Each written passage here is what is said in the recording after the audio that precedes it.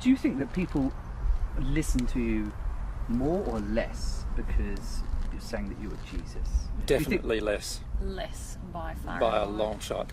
I've had, I've had a whole audience rock up. This is early days when I was very shy about saying I was Jesus.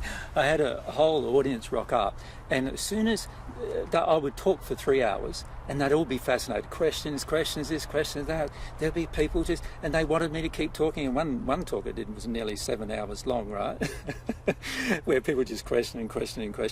And then they asked me, well, how do you know all of this?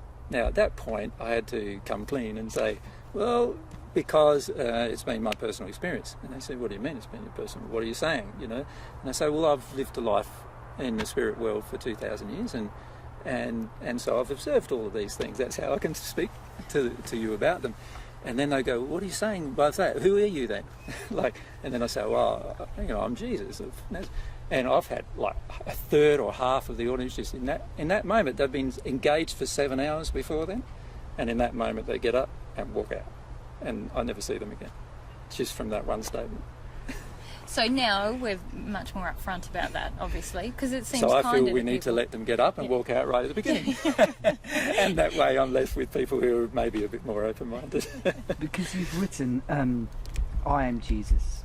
Get over it. Yes. Once. In 1,000 hours of videos, yes. Yeah.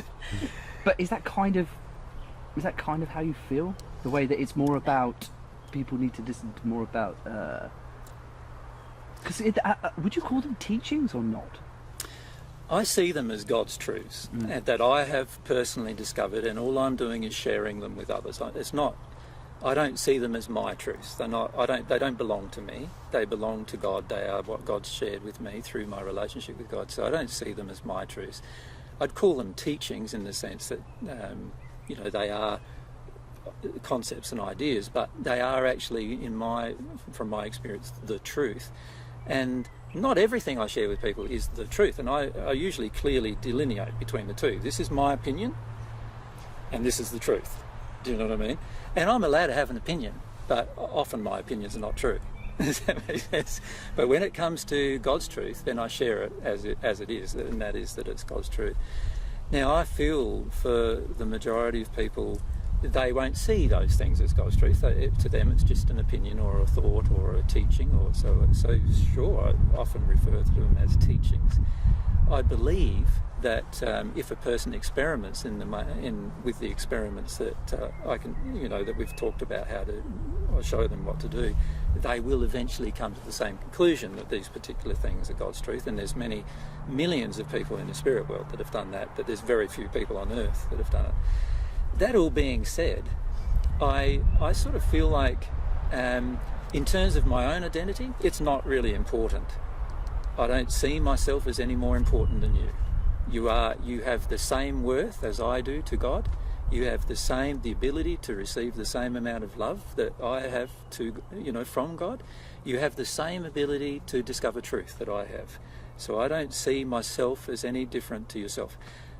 Perhaps except in one area, and that is, I have a passion to discover the truth about the universe and God. And my whole life has been dedicated towards that. And I love it. Like, it's just my whole life. That's how I live my life. I'm just absolutely passionate about discovering the truth about God and God's universe and how everything fits together. And because of that, I've discovered a lot of truths. And in many cases, I've discovered more truths than the majority of other people as a result of having that passion. But anybody can have that passion. Anybody can learn the same things that I've learned. So I don't see myself as special or unique in that way. But I am the first person that's learnt many things. Just like, there were first people who knew how the laws of aerodynamics worked, that they discovered in the beginning of last century, in the 20th century.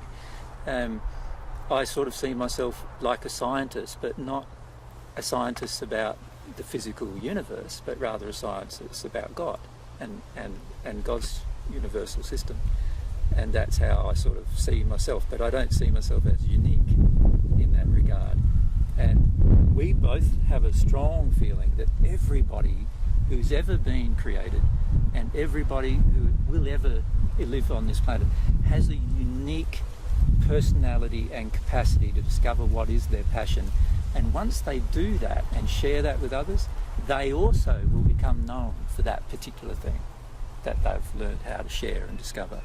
And so we sort of see every single person is exactly equal in God's eyes. We don't receive an equal amount of love, though, because the reception of love is dependent on how much we would like to receive it. And different people have a different desire to receive it, and so therefore they receive more than others. And that's unfortunately just a fact of our desire. When I say unfortunately, I think it's fortunate. it's actually fortunate, because the reality is that's how God created us, to have free will. We are allowed to exercise our desire how we wish. And it actually helps us understand our will. It's like if I'm in a relationship with AJ and he loves me, but I don't actually desire that love, I don't get to feel it. It's the same principle Mary as will God. reject it, you know, like And if my heart's not open, I might know intellectually, but I don't actually feel that feeling of receiving his love, of knowing his love for me. And many people operate in their relationships with their hearts closed. They know, or they rely on the person telling them that they love them. But it's a very different experience to use your will to actually receive a gift and feel it. And part of the reason we're here is to understand ourselves, and part of doing that is all of us are here to become aware that we have our own will that we can use to create things, and we're always creating things with our will. And to understand that we can have this desire to receive a gift and use our will to receive, to open ourselves to receive love from God or love from another person, that's a really valuable lesson. And I think it's a beautiful system that God's created, that we can understand how to use our will. We can learn that and develop that.